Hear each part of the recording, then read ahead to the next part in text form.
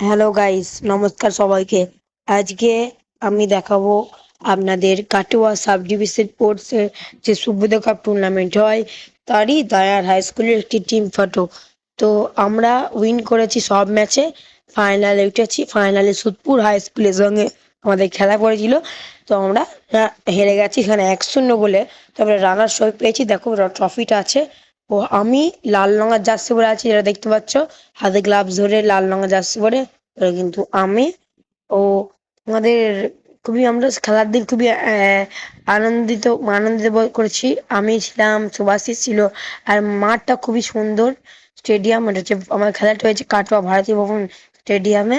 তো আমাদের স্যার ছিলেন সঙ্গে রঞ্জিত মন্ডল মহাশয়।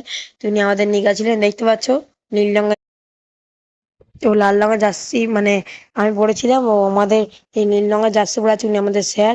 তো আমি নিভিয়ার গ্লাভসটা নিয়ে গেছিলাম, টয়লেটটা নিয়ে যাইনি, যেহেতু বর্ষা কাদার মাঠ নষ্ট হয়ে যাবে। বুটটা সিগার নিয়ে গেছিলাম।